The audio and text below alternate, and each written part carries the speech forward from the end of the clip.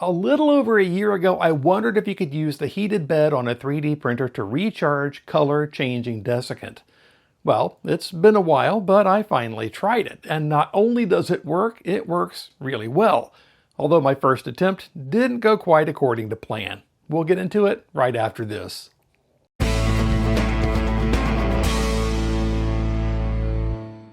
This video is sponsored by PCBWay.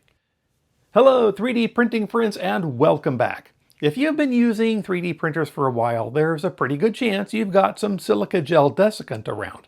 I use these color-changing beads in several of my filament storage containers and in printed desiccant boxes in my Bamboo Lab AMS units. Once they get to this green color, it's time to recharge them. Fortunately, silica gel can be reused over and over again. You just need to heat it enough to drive the moisture back out. In a previous video, I used this printed dryer with a Polymaker PolyDryer to force hot air through the beads.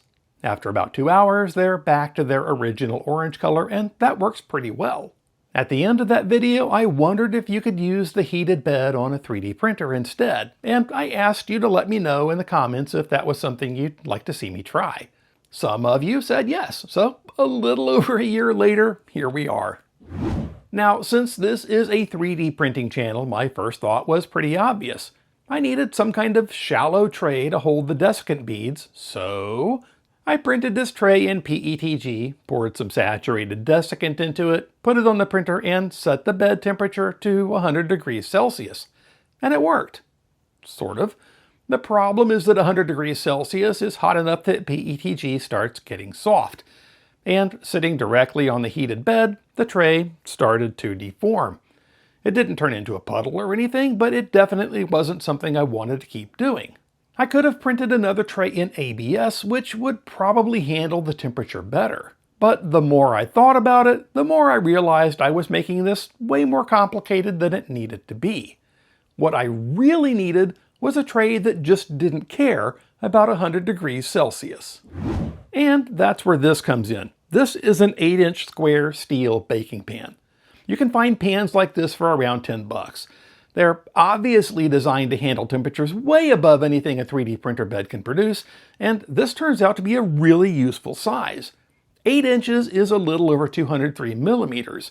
So a pan this size will fit on a printer with a bed as small as 220 by 220 millimeters.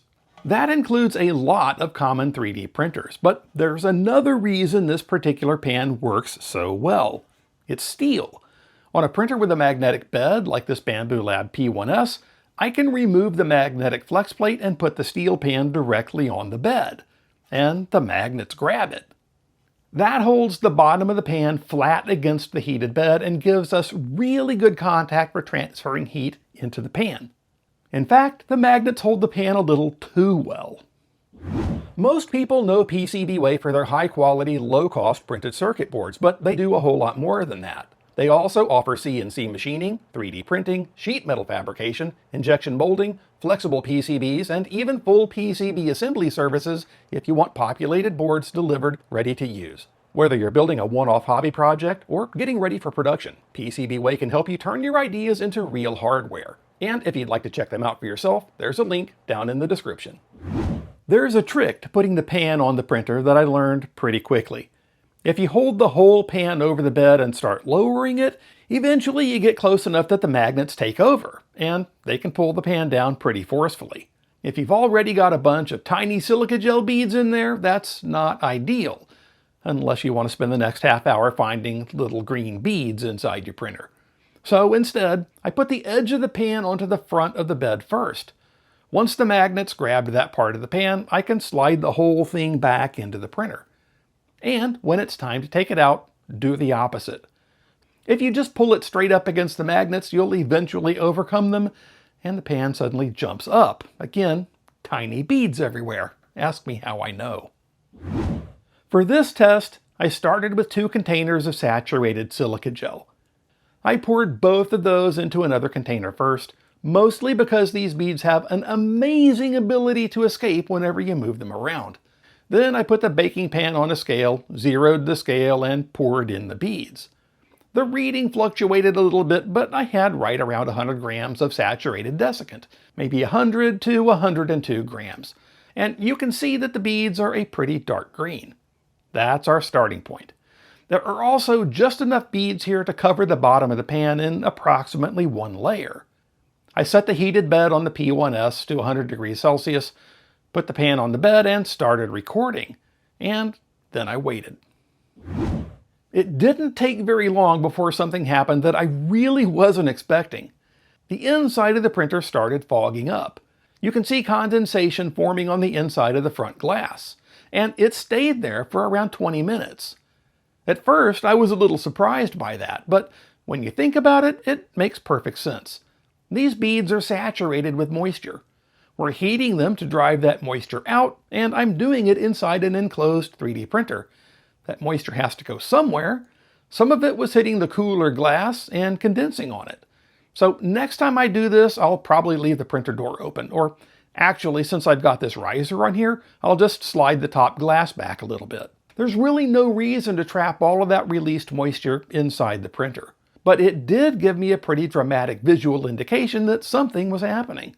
From the time I turned on the heated bed until the beads appeared to stop changing color was right around 1 hour. And that includes the time it took the bed to heat from room temperature to 100 degrees.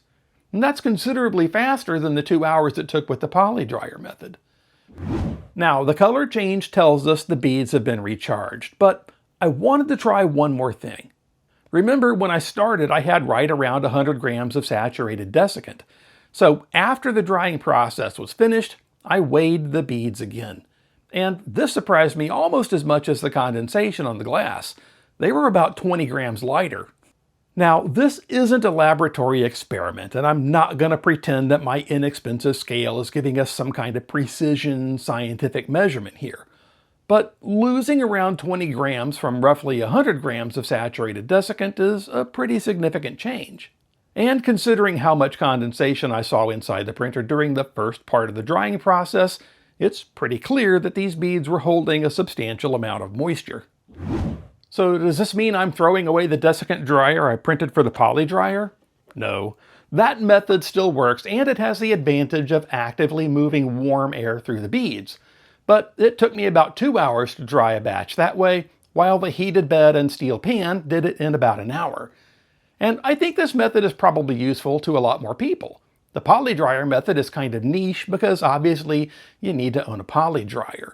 But if you're watching a 3D printing channel, there's a pretty good chance you already own a 3D printer.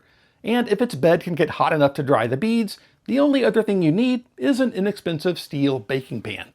Just make sure it fits your printer, and if you're counting on the bed magnets to hold it in place, make sure the pan is made from magnetic steel. I'm going to keep this one dedicated to printer-related stuff and not use it for food.